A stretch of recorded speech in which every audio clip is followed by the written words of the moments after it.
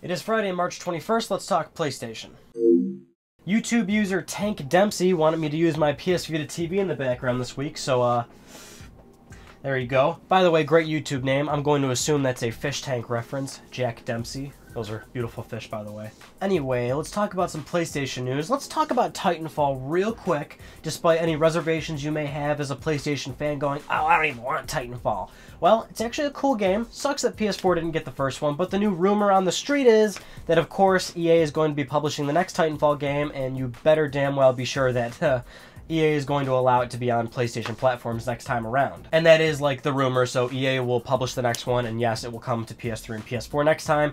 If you don't know the current situation, Microsoft paid to keep the game completely lifetime exclusive to 360, X1, and PC, and that was a decision made after the fact that the game was definitely going to come to PS4 and PS3. It was going to, but Respawn didn't even know, and EA signed that deal because EA was quite confident that Microsoft was going to be, you know, the lead runner this generation.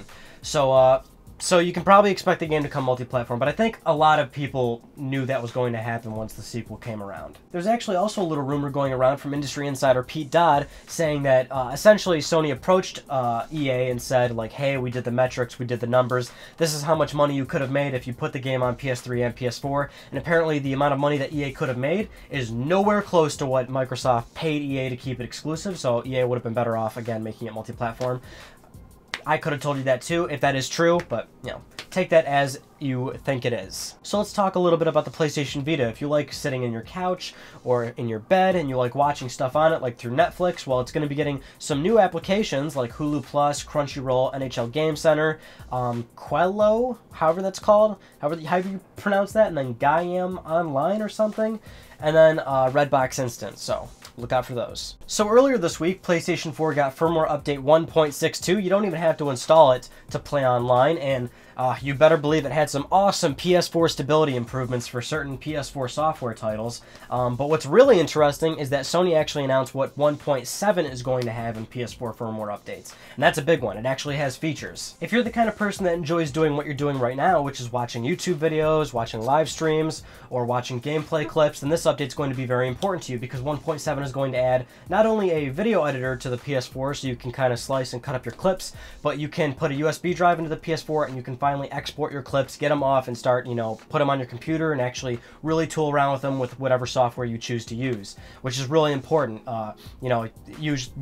Currently it's just stuck to the hardware and you'd have to send it to Facebook or something and you can't get it off the system. So that's really great. If you've got game capture hardware like an HD PVR or an Elgato capture card, you can now finally use those because they'll be turning HDCP off finally, so you wouldn't have to do any illegal means like using an HDMI stripper, and people can finally stop asking me how I record PS4 footage when it's very clear of how you could do that and how I've been doing it. Also, Twitch archiving will now be available, so when you live stream on your PS4, the live streams will be saved. They won't just be gone forever, so great, actually pretty damn good update. It's also been confirmed that the DualShock 4 light bar can finally be dimmed in that update. So if you really have an issue with how bright it is, or if you bought one of those decals or whatever you can put over it, you can dim the light now and lower it a little bit. You cannot turn it off, but you can certainly dim it. That is for sure coming, but a rumor of what may be coming is that you could preload your games.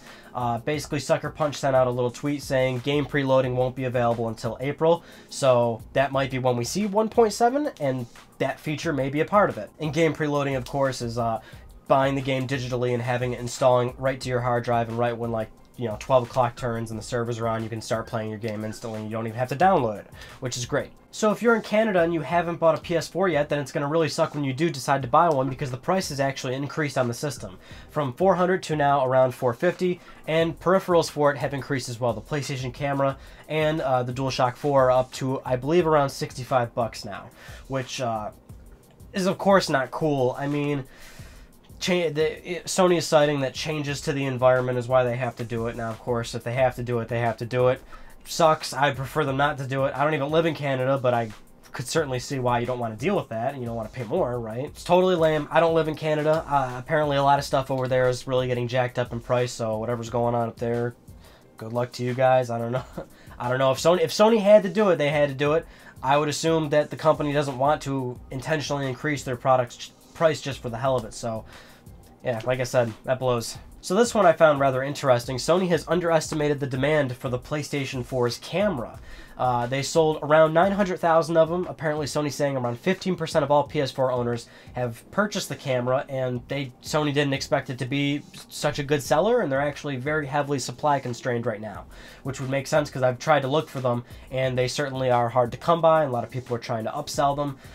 Which is interesting. I didn't think that many people bought the camera. You know, when I think back to PlayStation 2 and PlayStation 3, the iToy and the PlayStation Eye were abundant. They were everywhere. People were selling them later for like 30 to 30 bucks, less than that. They couldn't get rid of them. So I find it interesting that the PlayStation camera on PS4 is doing so well. And this is even before, like, you know, the VR headset announcement. You know, this thing's been selling since launch. The only thing you can do with it is hardly anything. You can log in with it, you can play the Playroom with it, you can live stream with it, which is probably the most attractive feature of it. But how many people live stream? Probably not many. So really is surprising that people shelled out all that money just to buy a camera. And I myself am one of those people. I went out and bought the camera, and I use it all the time. But while we're talking about a little bit of supply and demand, Andrew House told the Wall Street Journal at GDC that PlayStation 4 supply is pretty heavily constrained, and it's probably going to go into summer, which previously they said they were going to be supply constrained up until April, but it looks like they're, again, not meeting the demand, and it's getting even, like, you know, harder for them. Which is, you know, this is a good problem to have, right? Oh, my product's doing so well, we got to make more of them because now we're going to be in supply constrained.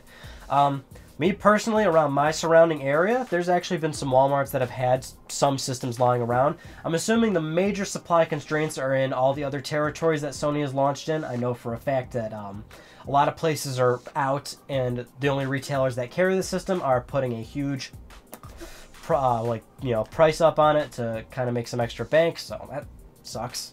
But good for them. I mean, if you would have asked me 4 months ago where I think Sony would have been, I would have said like around February, like, oh yeah, like by February they'll be in plentiful stock. But I guess I was wrong about that. It's a good problem to have. If you want, you want people to be, demanding it. You want like news stories to go up, like, oh, they're back in stock. You want it to be that kind of a hot ticket item. It's kind of like what the Wii went through, like, oh, Wii's are back in stock, and they were always getting bought off on shelves. But man, the Wii was out of stock for like fucking 2 years or something crazy like that. But good. Those are good signs. That means we're going to hopefully see some good games coming up in the future. Like today, because Infamous Second Son comes out, which I will be reviewing. I'll also be reviewing the PS3 and Vita versions of Final Fantasy X and X-2 HD. But of course, all three of those games are probably going to take me forever to actually review, so see you in 2-3 weeks when those reviews finally come out. But if you want those games, go out and buy them. Don't wait for my opinion on them. They're probably good. Anyway, that concludes this week's episode of Let's Talk PlayStation. I'm Ryan Benecki. Thank you so much for talking with me, and I'll see you all next Friday.